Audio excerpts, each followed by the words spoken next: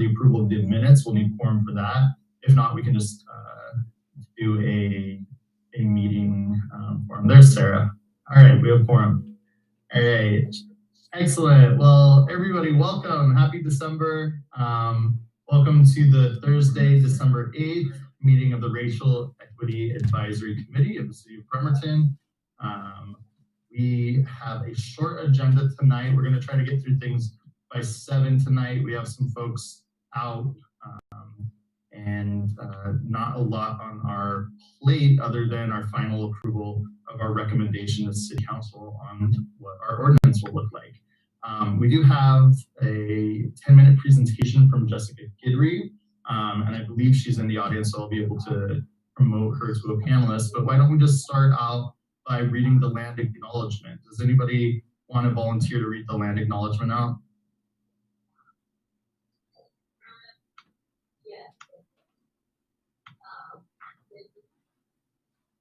Sure, I will. Awesome, thanks, Aaron.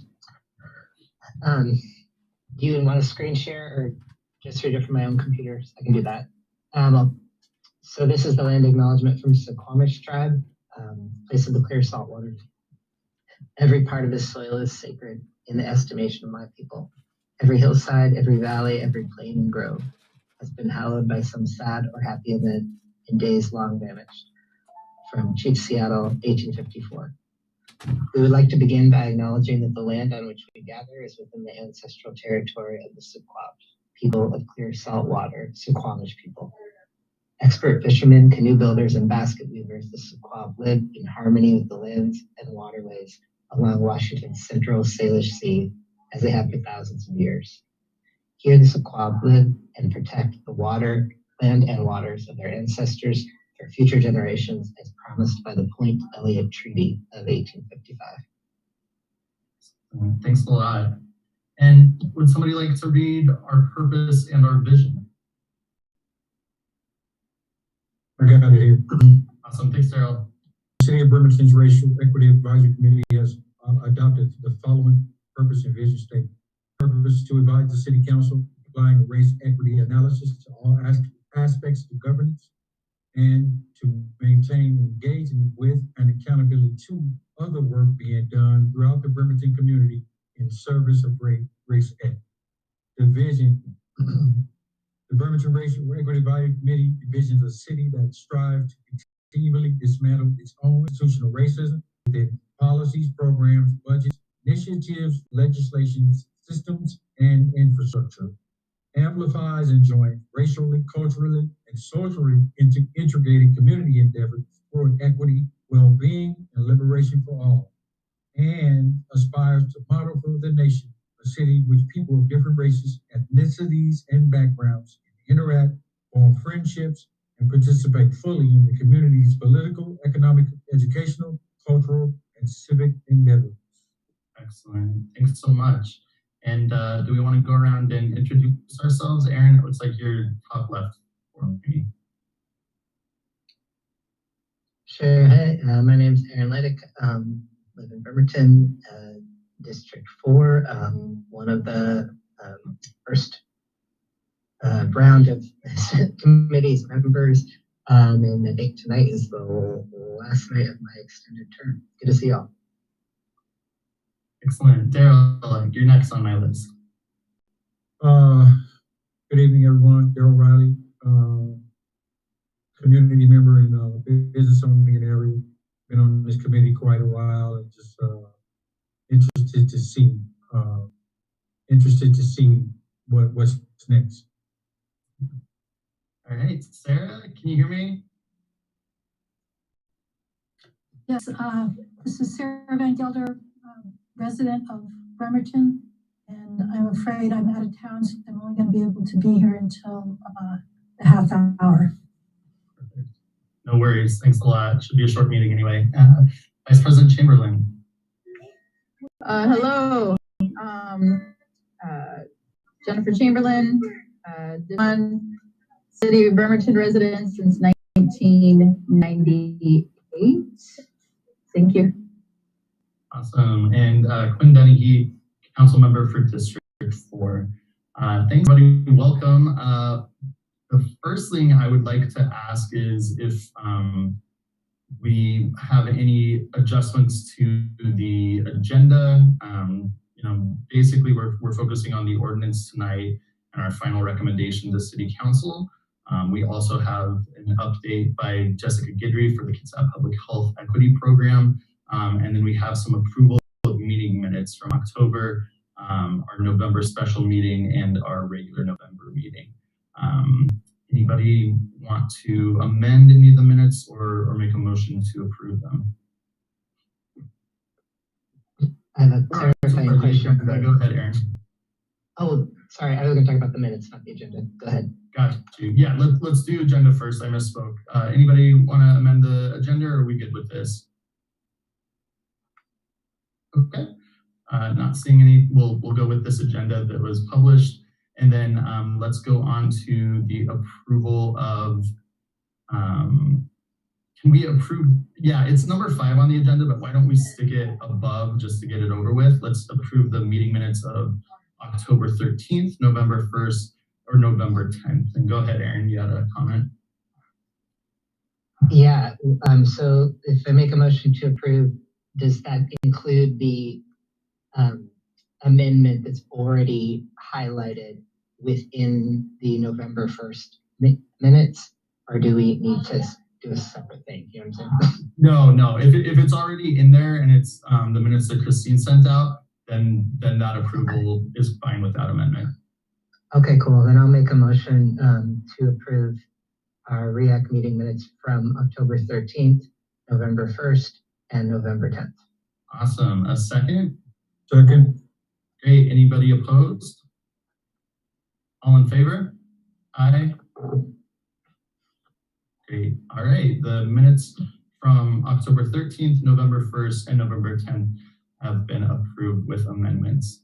And now I would like to welcome, I'm going to promote Jessica to a panelist. And Jessica has about a 10-minute update for us with what has been going on with Kitsap Public Health.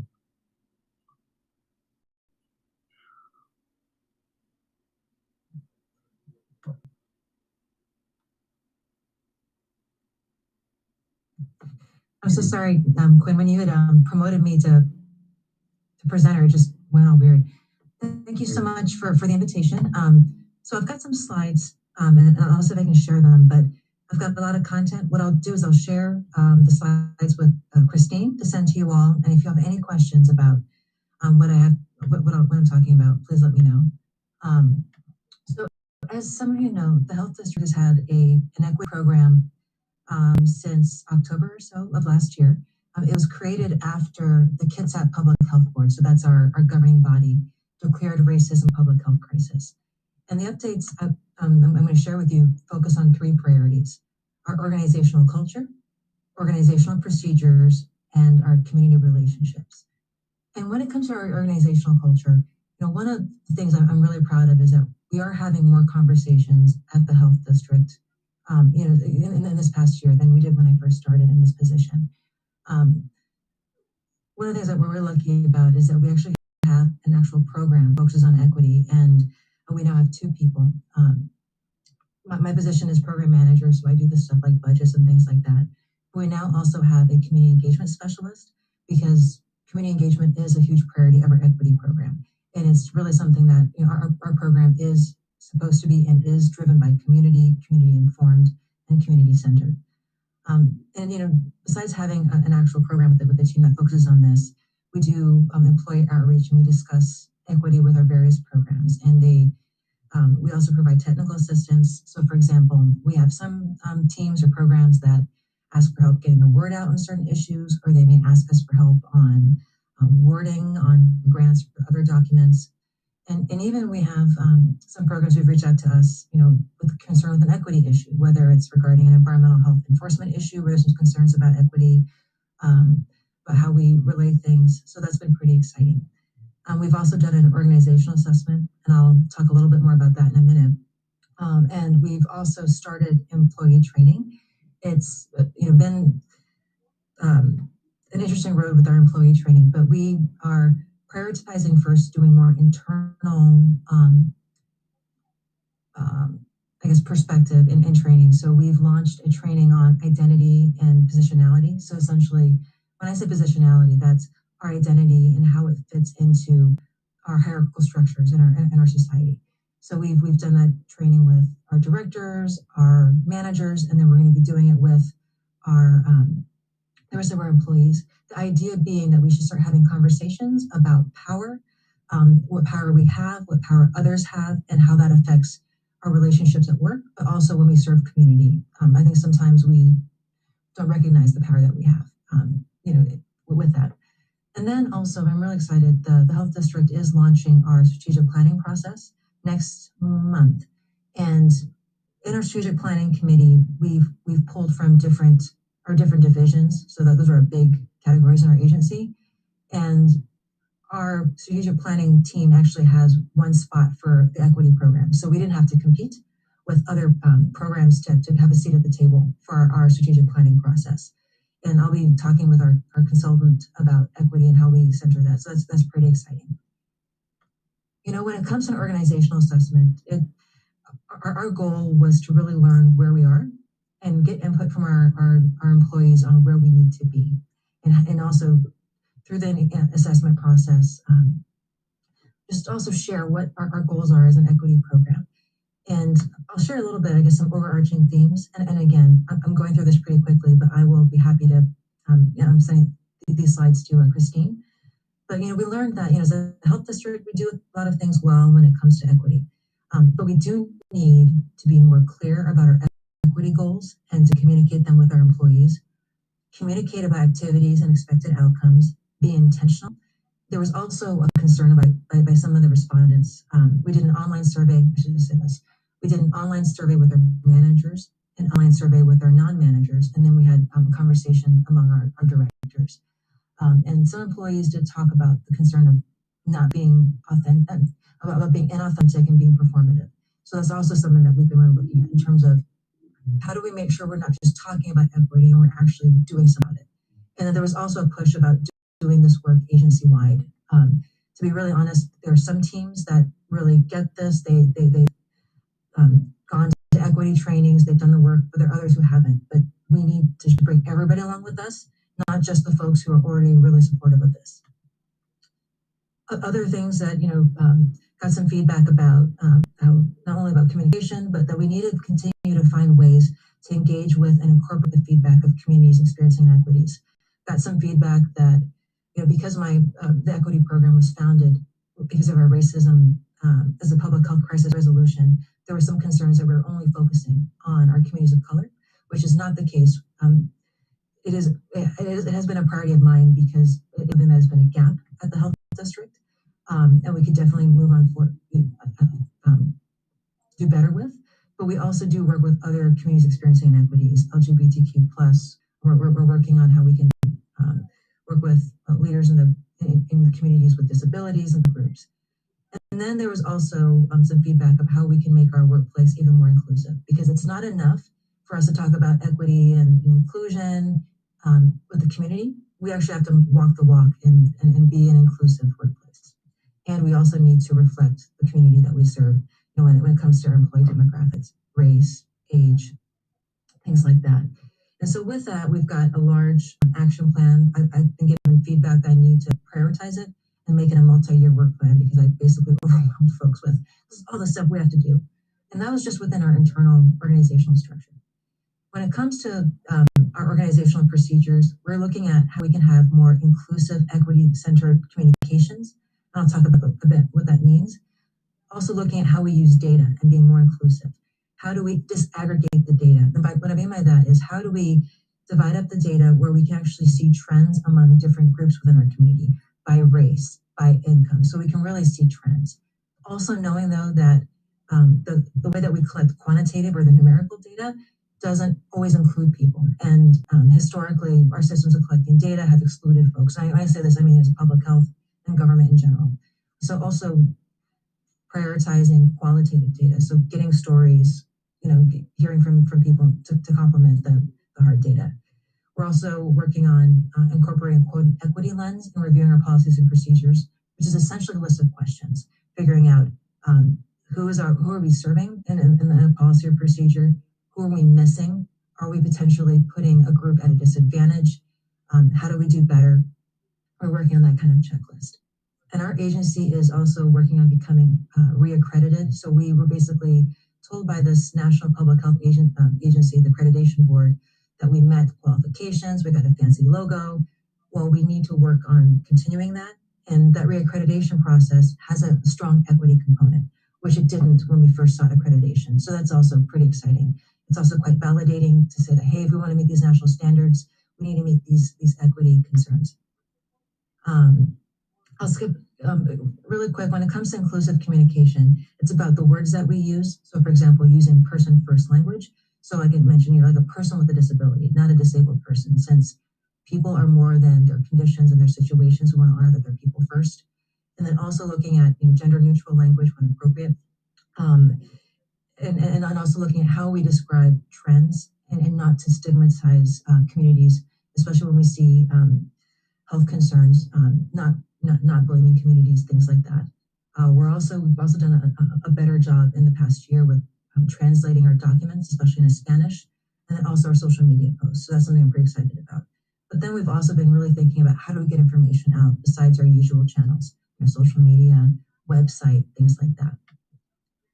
And then probably the most important thing in our equity work, is just relationships. So building relationships within the health district. So employees will tell us about their equity concerns, so they will engage with us in having equity conversations. But then also really building our relationships with the community, and especially communities experiencing inequities. And we do that through being present, trying our best to be at community fairs, events, and meetings without an agenda, just to listen, to hear what's going on in the community. This is something that Maria's especially doing, but I'm also trying to do it as well, whether it's like the meeting at in North Kitsap about discrimination in schools, whether it's coming to to meetings like this. We really want to hear from the community, and instead of just sending out surveys, trying to connect with people face to face is really important to us. Also meeting with community leaders and community members one-on-one. As individuals are interested, doing community presentations like this. And then also, and this is something that I think is newer for us, but it's also looking at how do we partner and join community campaigns and movements. So for example, the Kitsap Immigrant Assistance Center is part of WISN, that's the Washington Solidarity with Immigrant Solidarity Network. And they're looking a lot at health equity when it comes to our community members who are undocumented. So looking at, okay, how can we support increasing access to insurance, things like that for our community members who are undocumented. Looking at other issues that our community is interested in, seeing how we can go alongside our community members. And the last thing I'll mention is that in the resolution declaring racism as a public health crisis, there's a list of commitments. So we shall do X, Y, and Z. One of the commitments in the resolution is that we co-create solutions to systemic inequities with community partners. So it's not enough, for example, for us to talk about, oh, let's all exercise, let's eat healthy. But it's when we look at the root causes of health disparities, so differences in health, and especially those that are unjust, there are systemic issues, racism, poverty, things like that. And so as a health district, we need to look at that. So what we've created is something called the Health Equity Collaborative. We just had our first meeting last month. And the purpose of that is to identify what is a systemic inequity that our community wants to work with us and work towards that. The health district is staffing it. So in terms of like meeting minutes, coordination, we're kind of the backbone agency for this, but the direction is by the collaborative. It's not where, the health district wants to talk about poverty or housing. We really want to focus on the priority of the folks in the collaborative. We are working on expanding membership. We've had various different groups represented at our first meeting. We recognized that people were missing, so we're working on bringing more people to the table. We had about 30 plus participants in our first meeting. And we're going to be having our next meeting in January. And our focus is to really clarify what we mean by equity, getting individuals' feedback on that. And I really want to thank there are several people in the committee, Aaron, Daryl, who have given me great feedback, and we're also part of that meeting. But then also doing community asset mapping. We're hoping to also look at, okay, this is our definition of equity. What do we currently have in our community to address that? And then what do we need? And then hopefully, not necessarily in the January meeting, but the meeting after that, really focus on what do we think we can achieve and what issue do we want to address, knowing that the health district will help be that backbone agency for whatever initiative the collaborative does. And the Health Equity Collaborative was roughly based off of Vaccine Equity Collaborative that the health district convened earlier in the pandemic. And with that, again, I'll send my slides over. If y'all are interested, I can also send through Christine what's called our logic model. It shows our different activities and the outcomes we expect from those activities. And then I'm also happy to share our work plan. So you can see what we've done this year and what we're planning on prioritizing next year. And I'm sorry, Quinn, I didn't keep track of how much time. I blabber a lot, but hopefully that didn't take too much. I'm happy to answer questions, or I can take questions by email, phone call, whatever works for you all. No, I think you're right at time right now, so thank you for that. Any questions for Jessica? Go ahead, Aaron. Thanks, Jessica. So my question is sort of, I'd like to hear you speak here in this public forum about advice that you might have, like for us as a recipient advisory committee, but also for the community. And the question I'm going to ask has to do with an acknowledgement of, so you are within a system, an institutional system, being the public health department. We're here advising a different institutional system, right? One of governmental jurisdiction. And one of the things I think about often, talking with you, Maria, even since the declaration of racism as a public health crisis, is that because of your work within the department, there's a certain degree of sort of analysis and action taken as a result when it comes to understanding systemic racism, where Kids at Public Health is ahead of the curve of some of the other institutions that we're talking about, whether they be governmental, educational, criminal justice, what have you.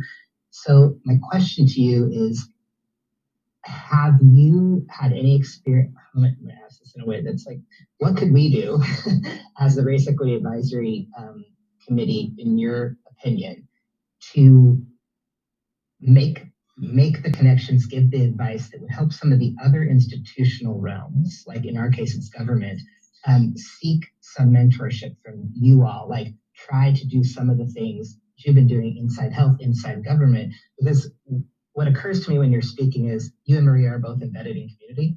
Like I see you at all these other things where you're not necessarily wearing your job hat, right? And so things like your and her participation, say, in different nonprofits, in different campaigns from the community, in the Kids After Race Coalition working teams, that kind of thing, it sort of to me is like, well, duh, right? Of course, you're able to have those relationships and make it go. So what could we do to support basically people getting mentored by you all, not necessarily directly you giving your time if you can't do that, but how could they kind of get in your, tail stream, as it were, and kind of pick up some of the lessons that you're learning along the way, because it seems like you're so far ahead of the curve in the institutional sense of turning that stuff inward. You're muted. That's a really big question, Aaron. One thing I will say is I'm always happy to talk to other organizations, and I have, about our equity work. How do we engage?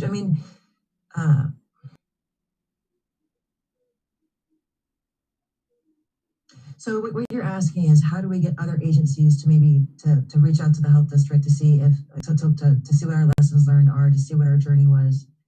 And is that right, Aaron? Yeah, if there's things we can do to encourage that, reach out. Or if you, I guess what I'm saying is are there barriers now that we could be working on? Like, are there barriers to our governmental jurisdiction learning those lessons from you, taking some leadership from you, modeling after what you've done? If there's things you can identify that we could work on breaking down, right, from our position of advising them, saying, hey, we've learned, Jessica and the health district are doing X, Y, and Z. and she was able to identify, well, the city of Bremerton, if it had A, B, and C, it could be doing the same stuff we are, right? Are there things like that Yeah, that we could be working on to help us mirror? yeah, I think, Erin, I think one of the biggest things is allocating resources to this work. I think, and I'm speaking as a broadly as a government employee, not elected, right? But often, government organizations are very well intentioned, and they have all these things they want to focus on: equity, quality improvement, performance management, all these different trends. But what typically happens, or at least from my own experience, is that it often gets added to a hat of other different hats. Oh, well, we're going to find the highest, the most productive employee, and we're going to add equity onto their plate, even though they're already doing other things. It does make a difference when we allocate resources to equity work, but they have to be the right resources too. And this is where I think, inviting, what I would love to see is having a governmental discussion where we can talk about what we want to do as government to help advance equity. And the health district can share this. I think sometimes people might think, oh, well, the health district has more resources. We don't necessarily. But I do think if there's any way that we can bring the different jurisdictions together to talk about their strategies, like the city of Bainbridge is going to be hiring a DEI manager. Well, they need to actually start planning for that person. The city of Bremerton, I do think if so one is, advocating for dedicated resources to equity. And when we say dedicated, I think sometimes government officials also confuse internal DEI workforce with actual community equity work, if that makes sense. Because sometimes I'll hear, oh, we're going to hire a DEI person. Okay, are they going to work on your workplace culture? Or are they going to help you build community? Because often those are different skill sets. So I think being really clear about that. Often I've seen DEI work for workplace more in HR, but they're not necessarily community builders. So I do think advising them about finding the resources. I do think also, giving them documents that they can look at. I don't know if the city of Bremerton is a member of GARE, Government Alliance for Race Equity, but the county is, city of Paulsbo, city of Bainbridge Island, the health district is. There's also some really great guidance documents there, and I think we've already shared that with maybe the city, I'm not totally sure, but I think allocating resources, letting folks know, hey, there's some already existing guidance documents that are tailored to government, so you don't have to reinvent the wheel. And the great thing about GEAR also is that it has webinars, videos, and they have technical assistance there too. So if they don't necessarily feel comfortable for whatever reason working with the health district, they can look for other city jurisdictions, for example, or county jurisdictions to partner. And I think another piece of advice is just getting out into the community without an agenda. And I say that because that's how you listen, right? That's how you learn about issues. But if you also are able to bring whatever you hear in the community back to your agency, so it's not enough just, because I think sometimes people will go to meetings, and I'm not picking on anyone in particular, but sometimes people go to meetings or events to show support, which is great, but then you need to also stay for the whole event, listen, network, take notes, bring that back to your agency as well. So also having that ability to act on what you hear in the community, and to prioritize that. So Aaron, I'm so sorry if I'm not making sense here, but I do think one of the successes I think we're having at the health district right now is that equity is a requirement for so many different grants, guidance documents, disciplines within public health, that we have to partner because it's something that we have to do, and we want to be unified in doing that. I don't know if I'm making any sense at all, Aaron, but I also have, and I'm happy to send this to REAC. I've actually looked at different race equity and equity models for like how an organization is supposed to do it, and I've created a crosswalk, because I think another thing that's also confusing for governmental and other organizations is there's a lot of guidance documents out there. So which method or which process should I take? And sometimes people get stuck in that because they're constantly researching best practices, and we can get kind of in that I don't know what you call it, abyss or something. I have a crosswalk that I'm happy to share, the different models, and I'm also happy to share what models that we use, because sometimes, yes, we need to be intentional, but perfection can also be our biggest barrier. So let's be intentional, but also let's get going. Let's talk to community, go to community meetings. And there are ways that we can also show community support.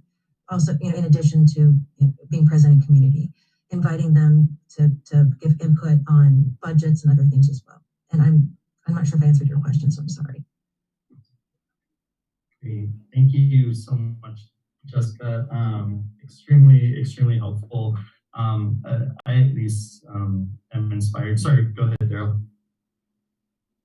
I don't really have a question so much as a statement about what she mentioned about GARE and how all this information, and I'm appalled. Why hasn't the city of Bremerton, across all legislative branches, the council and everybody, had different, I guess, you guys can take classes, you guys can have joint seminars. There's a bunch of things in there you guys can get into as a group to figure out how to move equity forward, but it doesn't seem like nobody's even looking at that.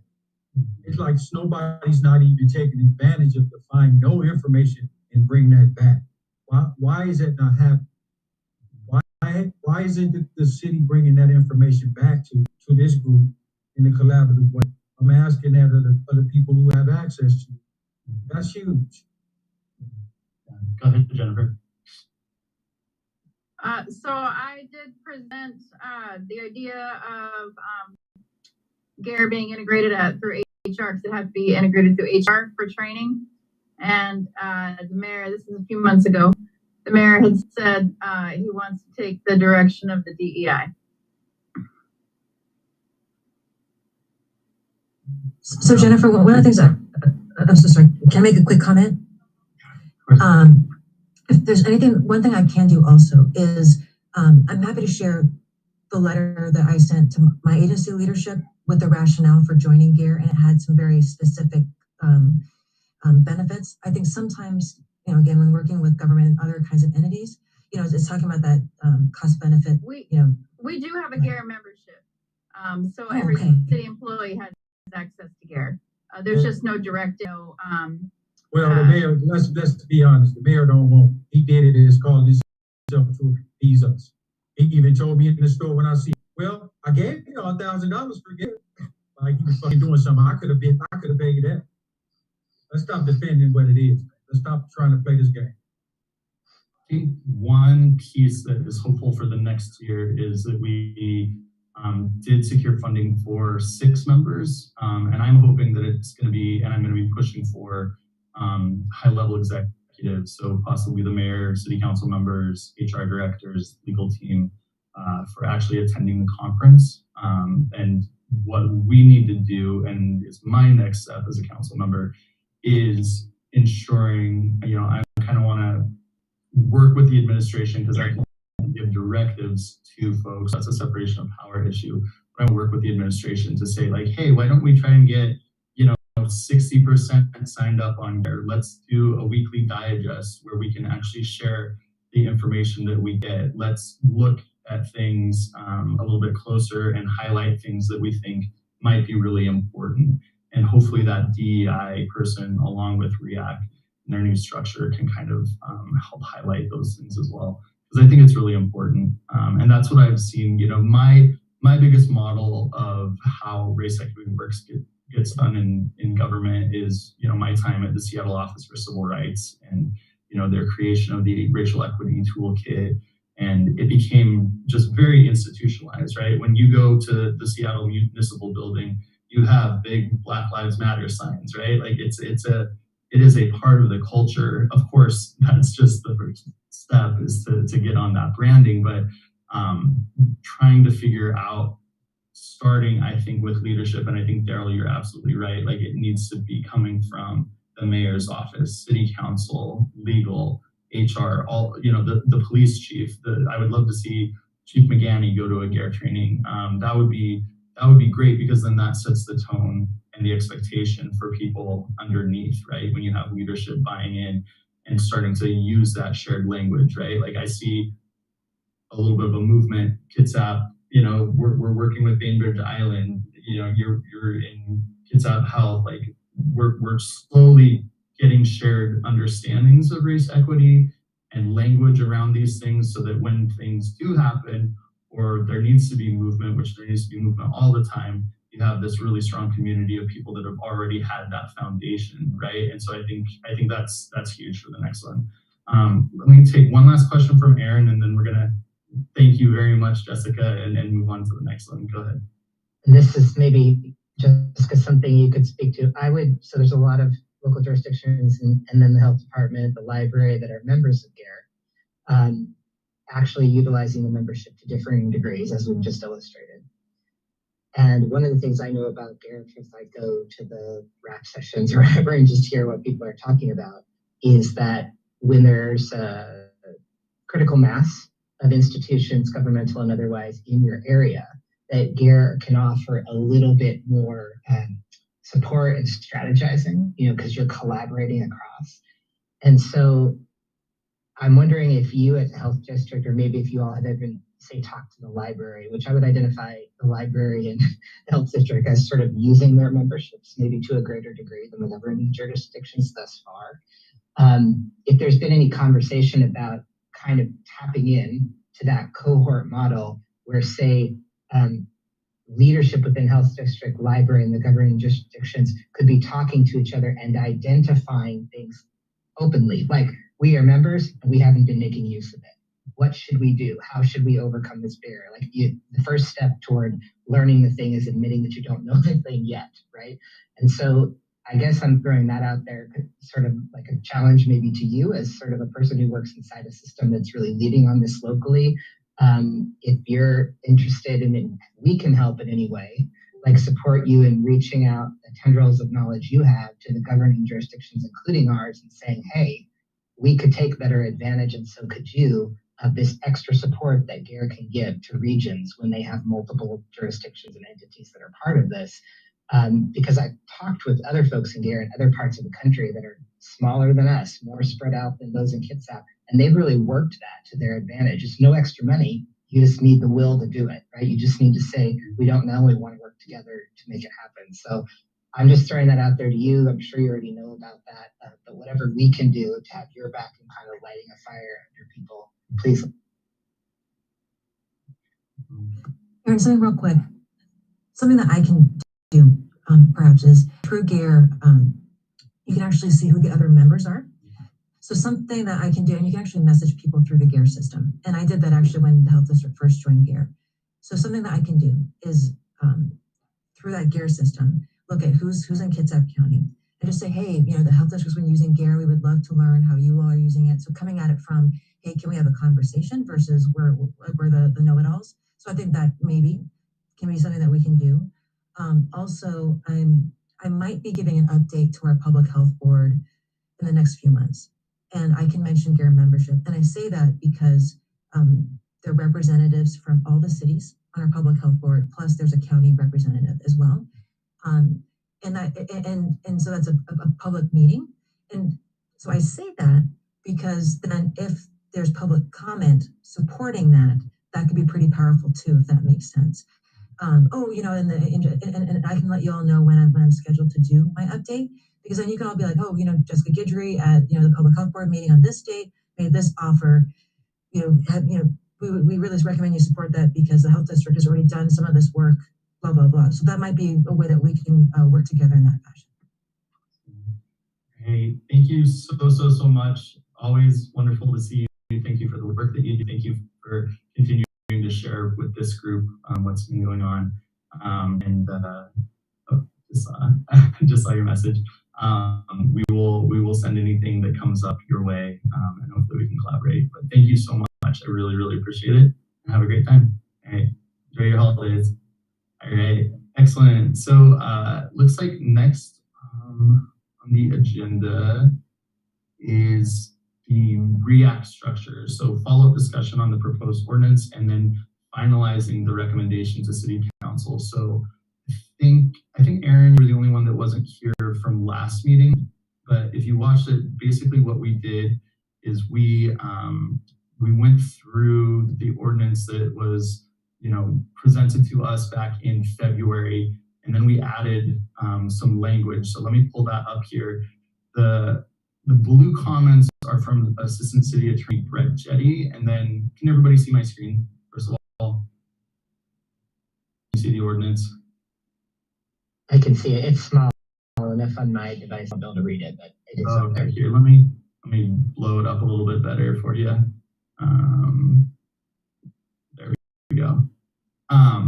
So the blue comments are from Assistant City Attorney Brett Jetty, and then the green ones are the notes that I took last time with member input. And this is what was sent, I believe Christine sent it the day after that meeting to the entire committee. So hopefully you had a good chance to digest it.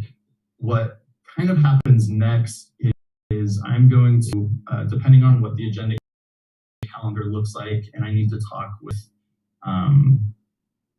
probably legal again to figure out when we can put this on the calendar. It might be as early as next study session, and it could be as late as after our retreat, which is January 28th. And that's because council might want to actually use this as a committee retreat item and dig really deep into this.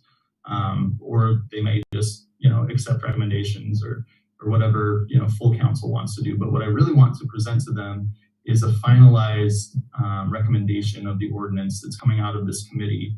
Again, it is just a recommendation. So, by a majority of council, they can tweak it or what they want with it. But I think it's really important for them to see what we actually want as an ordinance that seems fair and seems like the best structure moving forward. Because as you've seen this year, it's really, really important to institutionalize this, right? As we have racist institutions, we create anti-racist institutions. And this is part of the work of embedding some anti-racism into the actual institution, right? That strengthens it. Go ahead, Aaron. Yeah, so the version that we're looking at in the packet for tonight that Christine sent out already has incorporated all of the, all the feedbacks you're showing in front of us. I was just going to offer one thing that is just almost like a technical inconsistency. I don't want it to get hung up on that. Sure. So at various points in the document, in the finalized document Christine sent us, the number of council members is referred to differently. At the very first portion of it, in the very first whereas, it refers to 3 council members and up to 10 citizens. And then down below, under Race Equity Advisory Committee established, it says at least 5 and up to 9 members. And then after that, it refers to the 7 members. So it seems like if it's going to be 10, it needs to be 5 and up to 10 members, and then say the 10 members, not the 7. So basically, what's the number? Is it 10? And it needs to be consistent throughout there, so we don't get into an issue later where it's, you don't really care members or something. So I think I have the right answer, but I'll check with legal on this. Any whereas, when you see it in an ordinance, that's kind of talking about what has happened previously. So the whereas is right now we have 3 council members and up to 10 committee members. But then as you say, hereby established as follows, it's an act of the legislative body that's now going to change what's going on. So we're going from the 3 council members up to citizens to at least 5 and up to 9 members. This one, this one right here, that's the problem, right? Yeah. Yeah. So and the other question I have is, at some point, conversation that people have to be citizens. I don't remember that conversation. If so, I don't think it is. And shouldn't that say community members, not citizens? Got you. Yeah, perfect. And I think that what we talked about is B right here. So terms of the office of the citizen of Bremerton or a resident of Kitsap County with significant ties to Bremerton, i.e. those who work, worship, or organize within city limits. So the term citizen of Bremerton is being defined as a city resident or a resident of Kitsap County with significant ties.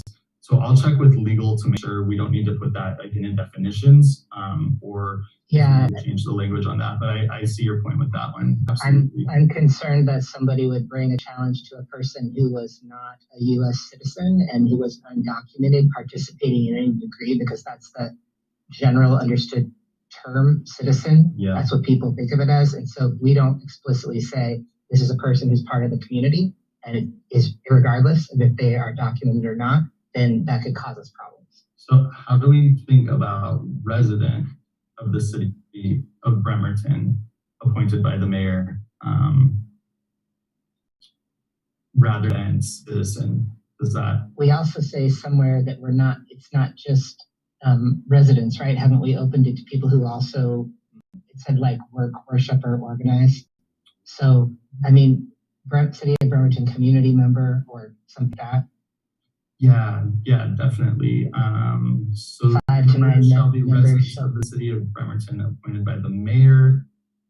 And let me just why don't I just copy paste this and put it above so that it's not inconsistent in both of those places? That's a good catch. So shall consist, the 5 to 9 members shall be residents of the city of Bremerton or residents of Kitsap County. Yes. So yeah, so let me just paste that in there. Of the city of Bremerton or residents of Kitsap County with significant ties to Bremerton, i.e. those who work, worship, or organize within city limits. And also kind of up above in the whereas, the word citizen is there too, and I'm sort of making it historically as well. We did not say the person had to be a citizen. We said a community member. Yeah. And so I just want that to be clarified. Well, Aaron, let me just, if it's a community member, then first of all, I'm actually opposed to all that other stuff about work, organize, and all of that. Because if it's a community member, it's different from somebody that work and organize. And what I found, when you open it up to all the people, you have people coming with motives other than the community, i.e. resume builders and all of that. So I think the people that live are the ones we should stick to. Because when you start opening up that, you got people from as far as Seattle and Bainbridge that do all of those things over here. And a lot of that it takes the selection process. And that's just my opinion. So let me wasn't our thing, the thing with that though, Daryl, right, was trying to make sure, because we want to have involvement from people who are part of Bremerton, even though their address is just on the other side of Fred Meyer or whatever. That's we addressed that. We said anybody with a Bremerton P.O. box or mailing list. I think we addressed that at the last meeting because we were talking about Teresa and those other folks. So we did put in a comment about that towards the end. Oh, I missed that. That's in here already to make sure we've got them in here. So I think, I think, Daryl, you might be talking about this right here, the resident of Kitsap with significant ties. No, we didn't say all of that. That was in the B, this one right here. Yeah, to all those who work, worship, or organize. I don't remember that being in there at all. Okay, yeah, it looks like the comment was made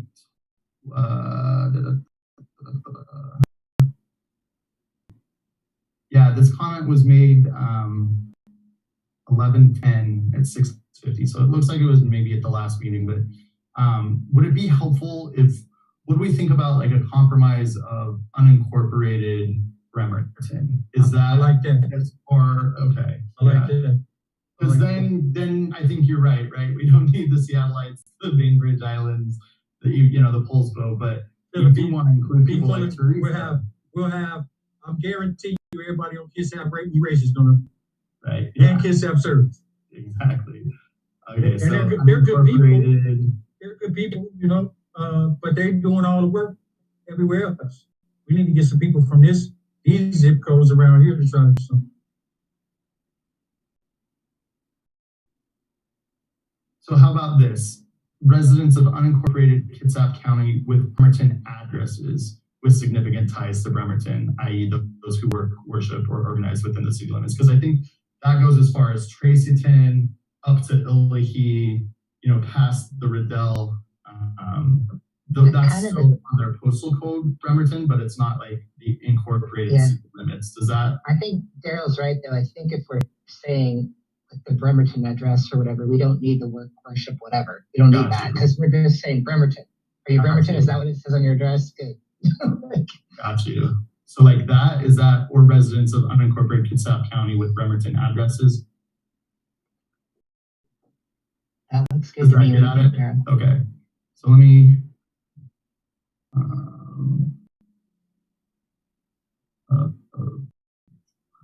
yeah, let me copy that and get rid of the other one as well.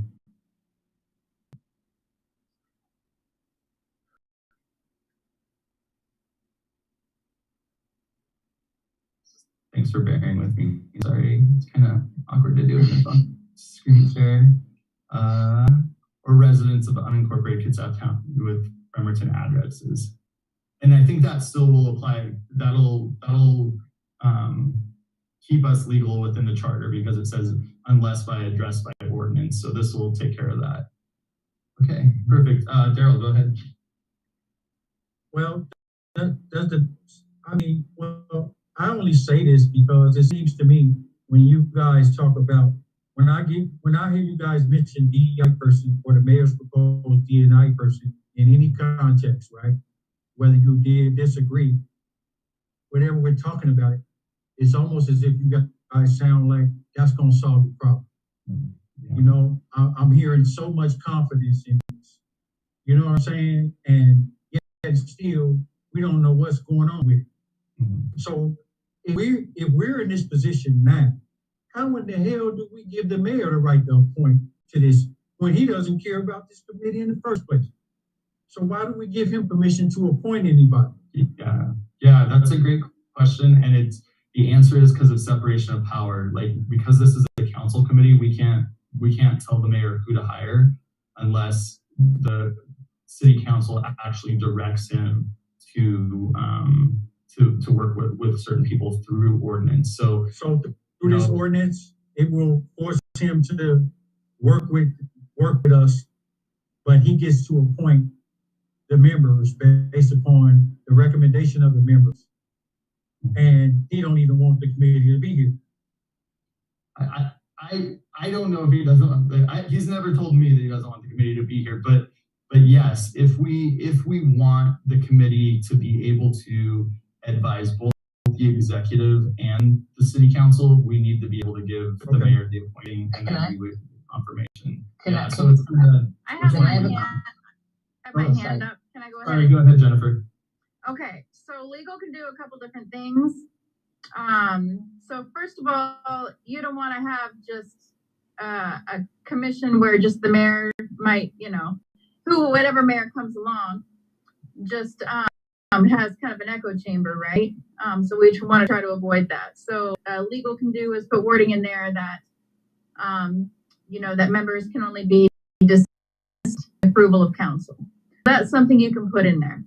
And that they will be approved by council as well. So it's not just the mayor who has the purview over this commission, because it will be a commission with this ordinance. And then, he has said publicly that he will work with REAC. So he ain't told us. Quinn put him on the spot. No, you missing my point. You missing my point. And he said he will work with REAC. You're missing my point. We haven't heard from him or the council president. Okay. I was just replying to what you said, to the best of my ability. So he said he's on record that he's willing to work with REAC. We got him on record during budget season. We take him to task on that. But either way, when it comes to the committee members, what you do want to make sure of, and this is what legal also has the ability to approve, is that members can be appointed and removed only by council approval, in addition to the mayor's recommendation. You see what I'm saying? So that needs to be in there. Yeah, because he'll kick me off.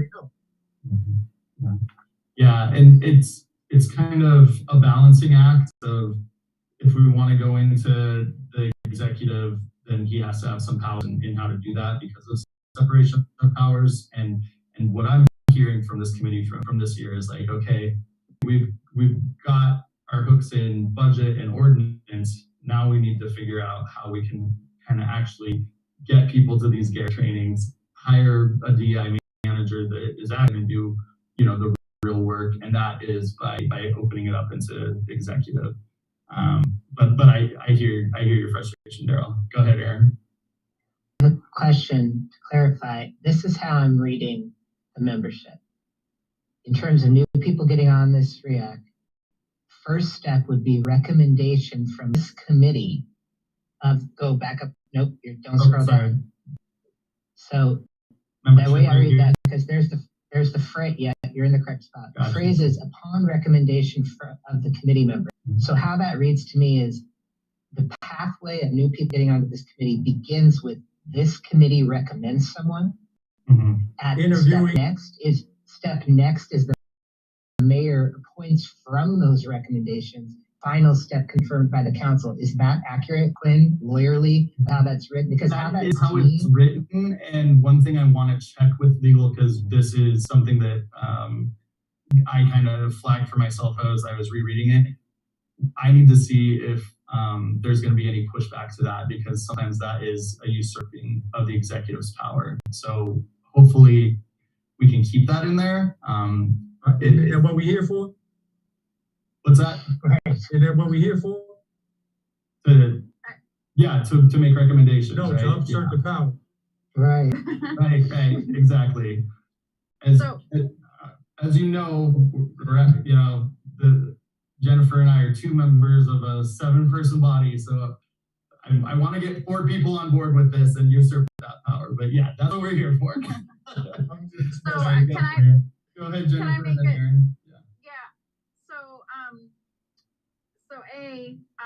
Well, I'm looking at C. I want to see if we can put a note in there that members, we don't have it in there, that members, it has all the ways they can be removed, but I want to include wording in there that upon approval of city council. So is that, and does the group by consensus of who we have here agree to that? So that there's a double, upon approval of city council, is that somewhere, because it's also, the mayor could, say this person, I don't want them on there anymore because they challenged me, but then it would also need to be approved by city council. So it's a double, we can have that in there according to Kylie.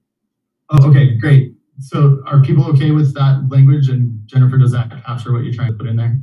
Yeah, I don't know if that's necessarily the right place, but just the tone of it, yeah, somewhere in that section. Are y'all okay with that?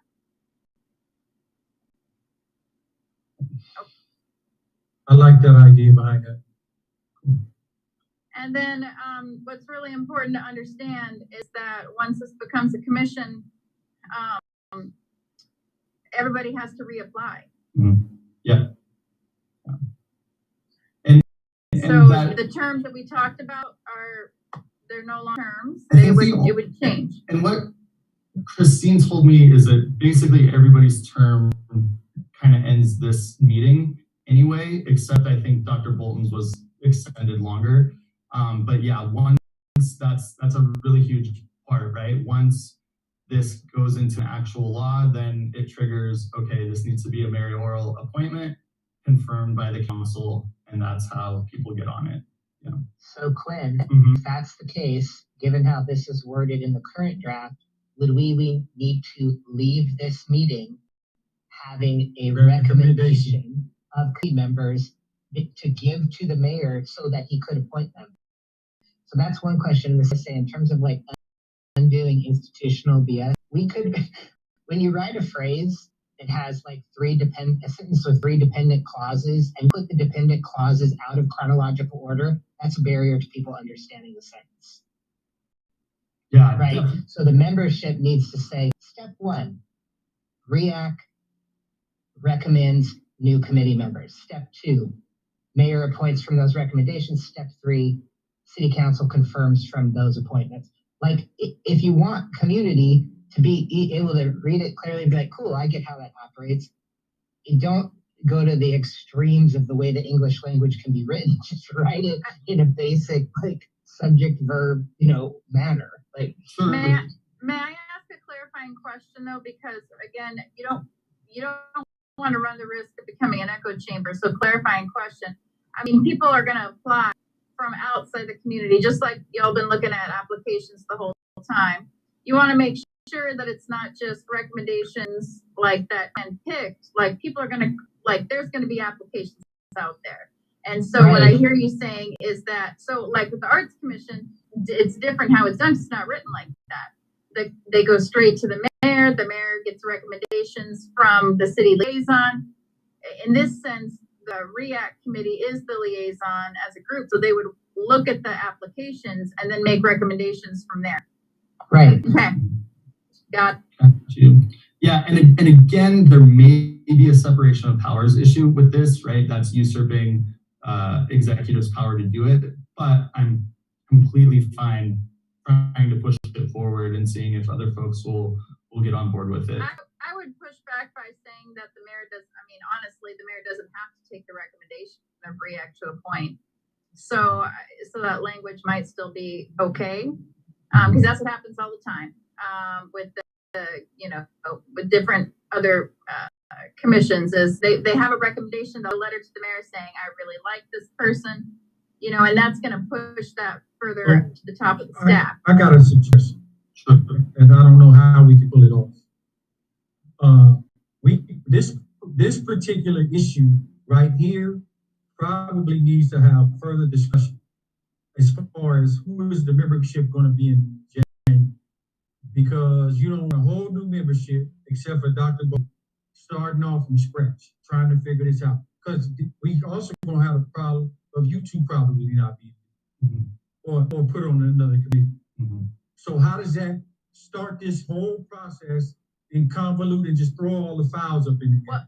Well, we won't even be on REAC. We'll be liaison, so we'll have less leadership. We'll just be, but you can't have a connection to be a liaison just coming on as a new councilman.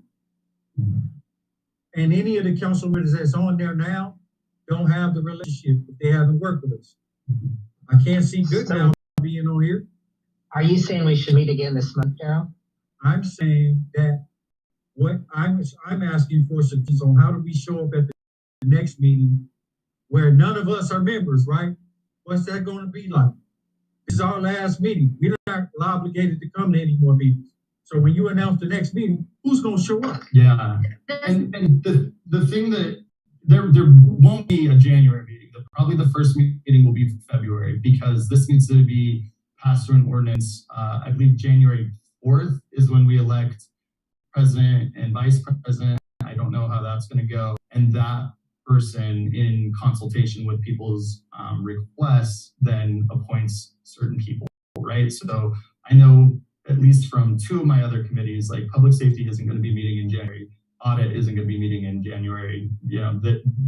This ordinance needs to be passed before REAC meets. So there's not going to be a January meeting, but for setting it up for February, because people's terms are ending today, we can actually meet with folk without a possibility of a quorum and public notice and things like that, because it'll just be meeting with community members, which is kind of a positive, right? We kind of are using the OPMA to our positive in that way.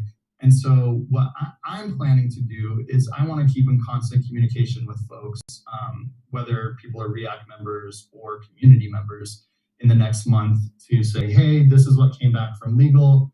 This is where the council is leaning. This is what, this is when we're going to actually be on the agenda calendar. And so those conversations can happen informally as we go forward. But with the ordinance, this ordinance was first, this is September 13th that Brett was putting in the comments, and I think he wrote this in March of this year. Like in the year, we've got the directive from legal, we've got the directive from the rest of the city council. Like if it wants to continue, it has to be based on an ordinance. So it's really important that we finalize our recommendation. Go ahead, Aaron.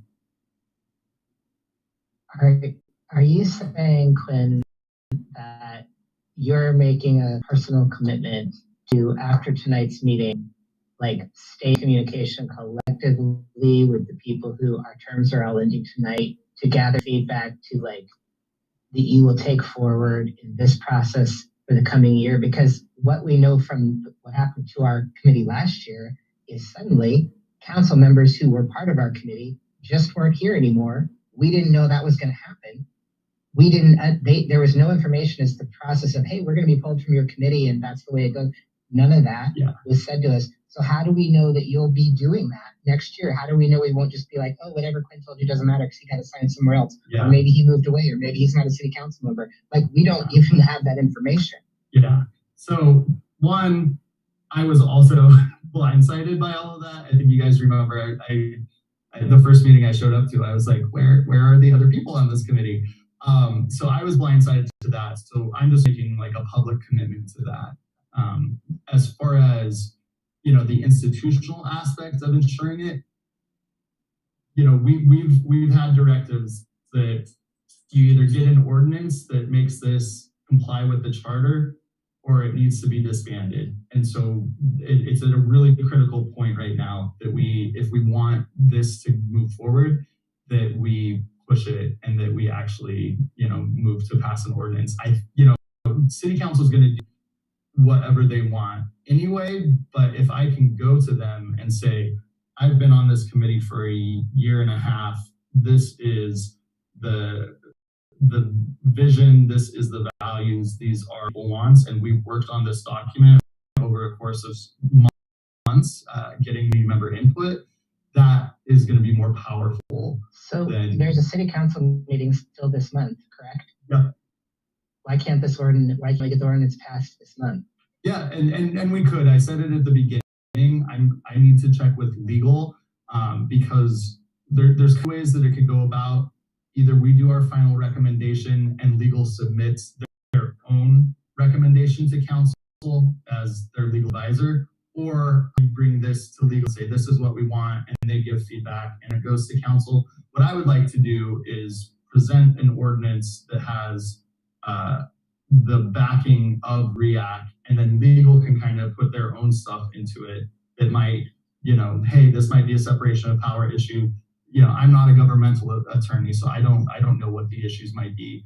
But there's a possibility that we could put this on the calendar if we have, consensus, and if legal says sure. And the bigger thing is if council is ready to accept it. One thing that I have kind of heard through legal, not from other individuals on council, but council members talking to legal, is some people have floated the idea of wanting this to be a retreat item, and our retreat is January 28th. So if council isn't ready to pass this, if they want to have their own input and their own retreat, we'll have to pause it because I don't want to present something that isn't going to pass, if that makes sense.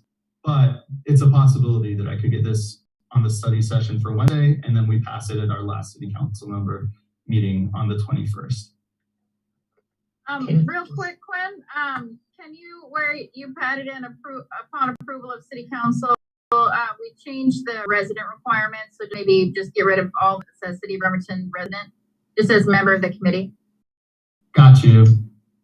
And then I'm gonna go sign off at 7:15, but I hope that when I do, it doesn't end the meeting, because I don't, but I have to go at 7:15. We already don't have quorum, correct, since Sarah left? Yeah, so what I'll have to do is I'll send this via email, and we can just, I'm trying to think. Yeah, I don't have any other option besides end. Yeah, so that's what happened last time too, when I tried Sorry. to one question I have is it possible for us to meet one more time this month so we can have enough people? No.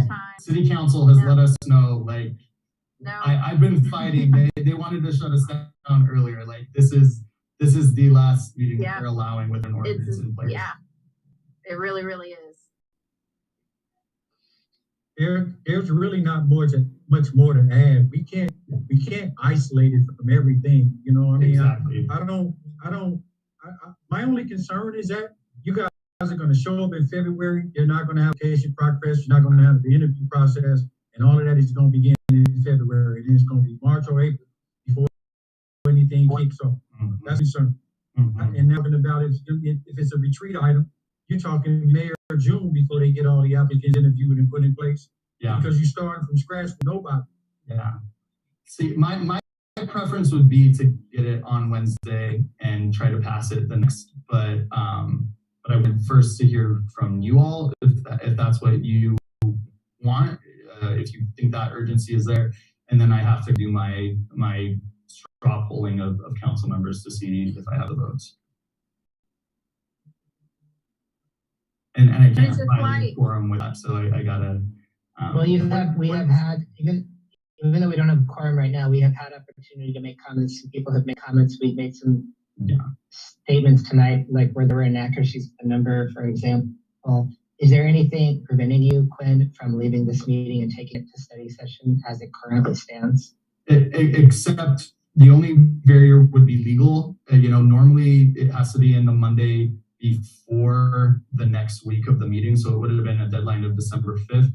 But I wanted to wait for our final thing. But I also know that they're not going to have a ton of work to do because they're actually the ones that wrote this. So I'm fine with presenting. This is REAC's version. This is legal's input and council. They're going to go just like legislation at the federal level. They're going to talk things or not, and then we can try to cobble through what we can. And that's my preference. I say go for it because other departments do it at the last minute once in a while. So That's you can try. I don't want to be on the committee unless the mayor asks me personally. We'll make sure handwritten with a bow, Daryl.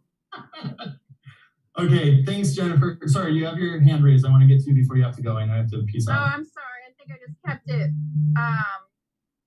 raised on accident. No, I just was saying go for it, and I think I just left my hand raised. What time is your flight? It's actually a 6 a.m. flight, but we are driving to the airport and staying in a hotel. So we're taking.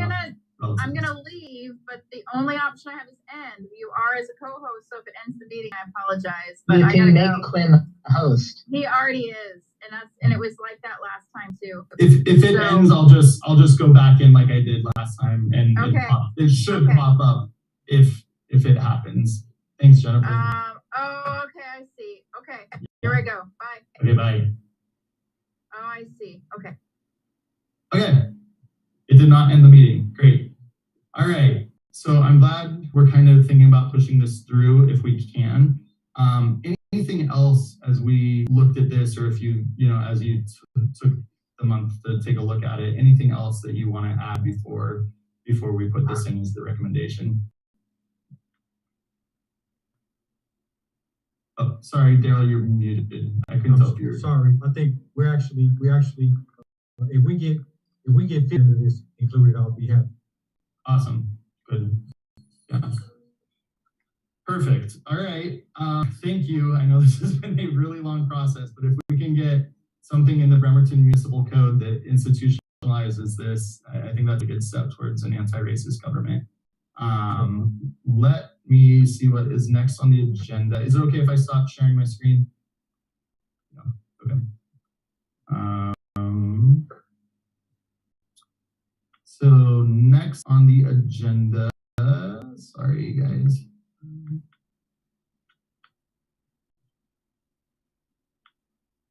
Okay, the report on the joint special meeting with Bainbridge REAC.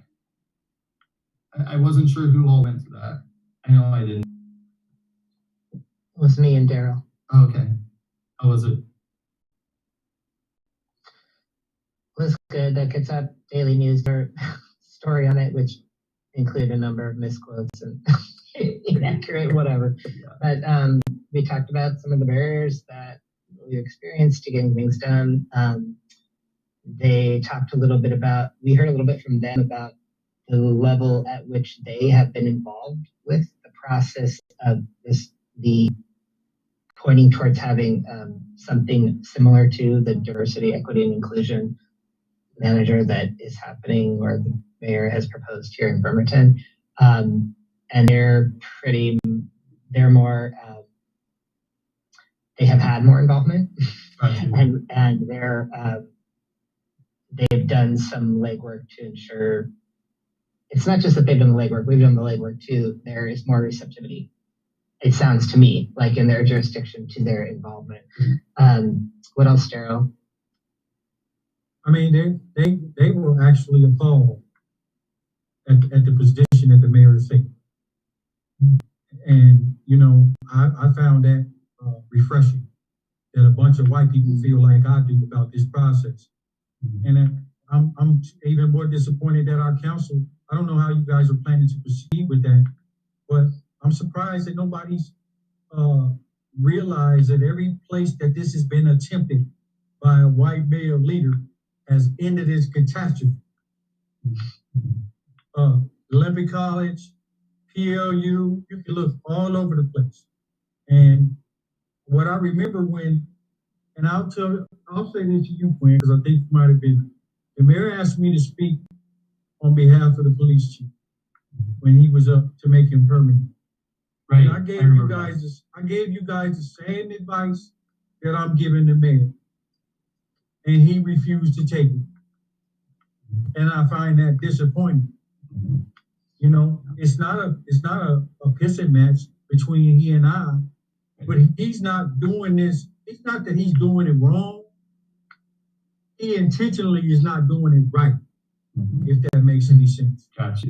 Yeah. You know, so I don't dislike the man or nothing. I felt, like I said, I felt vindicated in the sense that they were as outraged and as appalled as I am that this dude think he can be the all-white savior for the city of Bremerton. And you know, what you call it mentioned it earlier about Jessica. All of this is, Quinn, so that he can have that over his administration for his reelection and for his DEI grants. This ain't about equity for a person like me. This is about a mantra for his administration. And, you know, grant money and funding is readily available for cities with DEI capacity, even if they ain't doing shit. So, as a council member, we have to question his motives when he asking for $500,000.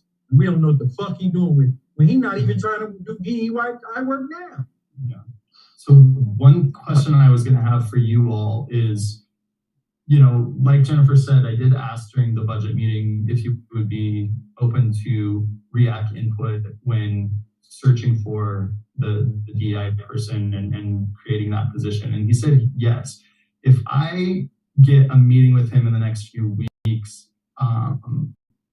would you like me to ask if you would be open to a meeting with folks that had been on the committee, like in January? No. Is that something that y'all want? Okay. No. Okay. His intentions are disingenuous. What he's going to tell you is disingenuous. We sent Lori Wheat, what's her name? Lori Wheat? Yeah. We sent Jessica Gidry. We've sent well-educated, smart white women at him. We've sent everybody at him to try to help him understand the impact, the positive impact. What's so wrong with us, man? What's so wrong with us? And what's so bad about linking up with us? I'll tell you what it is. He don't want to be tied to Leslie Dobbs. You know what I'm saying? Yeah. And it's more of a pitching match. He knows how to do the right thing. He ain't no bad dude. He ain't stupid. He's an engineer. I know who I'm dealing with, but he's wrong. He's behind the times, and his behavior is racist.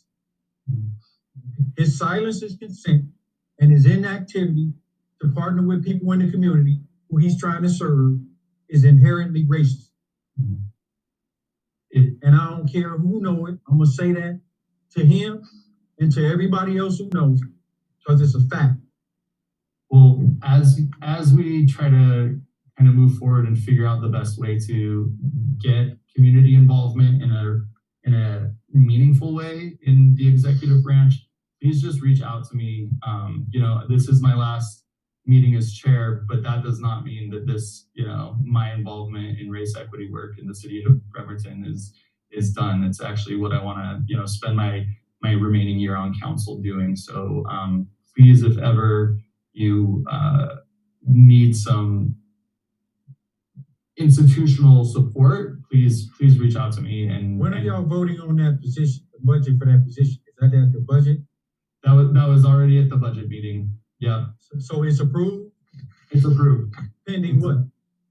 Say it again, I'm sorry. Pending what? You guys didn't challenge it? You guys didn't place no stipulations on it? You just gave the white Jesus all the power to bring it and gave him $500,000 to come here and tell people like me what the fuck they gonna do for people like me when they don't even know me.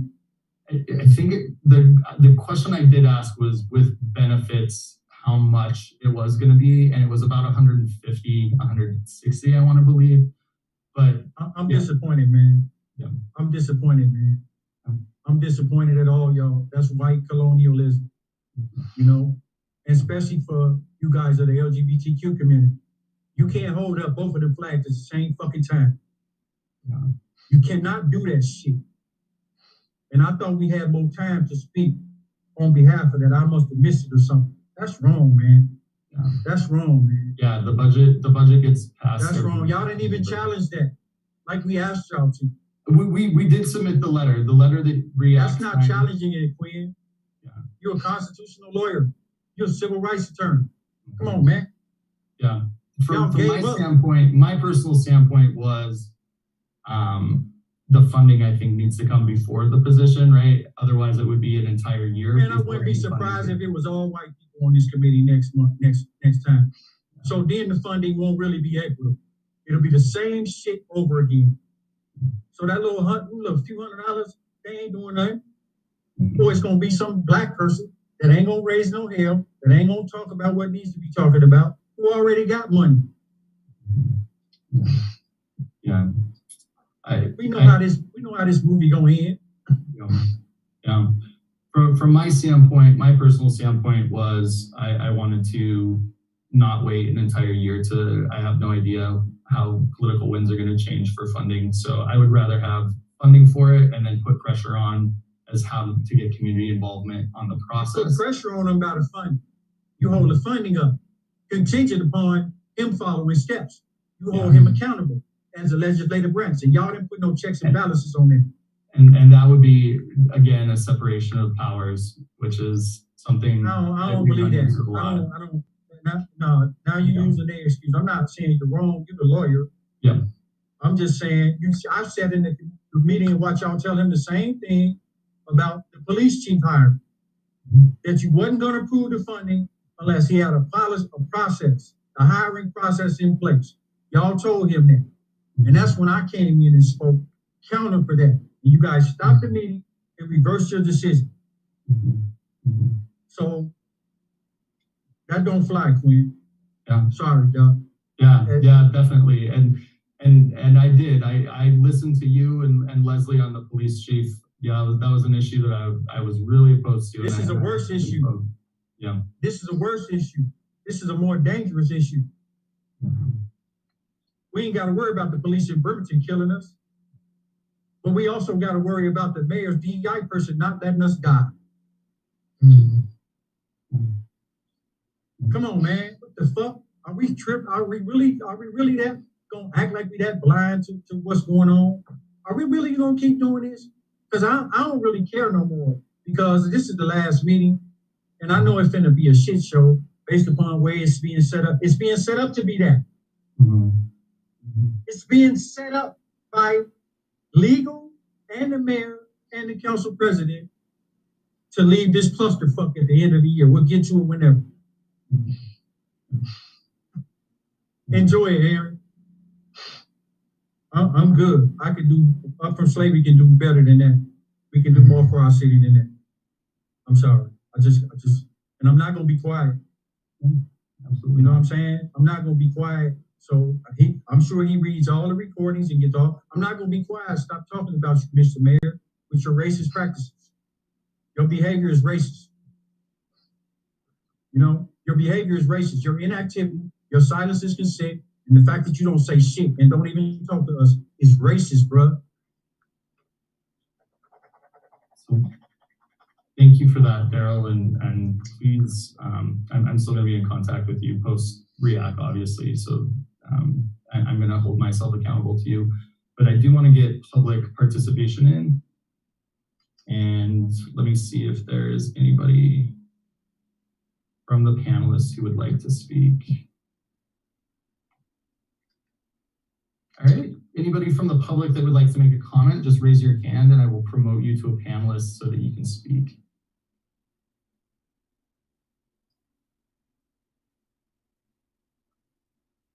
All right, doesn't look like I have anybody there that is raising their hand. What I would like to do at this point is closing remarks. Just Aaron, you're the last hand standing. Hopefully people will watch the recording who've also been on here, but I just want to say thank you so much for allowing me to be a part of this process. Thank you for holding me accountable. I want to continue to hold myself accountable to the community and do what I can in my last year as a council member. So please always reach out to me. And thank you especially to Aaron Leidick, Daryl Riley, and Sarah Van Gelder for starting with this from the very beginning. It's obviously very important work and we're going to keep pushing. And obviously this work is very messy and we have a lot of legal requirements, but we're going to continue to do what we can. So thank you very much. Aaron, I really appreciate it. And I'll let you have any closing remarks that you have before we end the meeting. I just encourage community members who are watching this to show up to city council meetings and just continue pushing them, continue pushing the mayor, all the branches to understand about systemic racism. It's as you've seen from watching us in community on this committee, systems are set up to maintain the status quo, and it's some of the things that sound or are presented as neutralities or not being biased are inherently biased. They're set up and they're built that way, and and we need help when we're on these committees. We need community members to show up and speak to those things as well. So go to the city council meetings, write letters to the mayor, write letters to the city council, tell them what you see, right? Tell them how you want it to be different.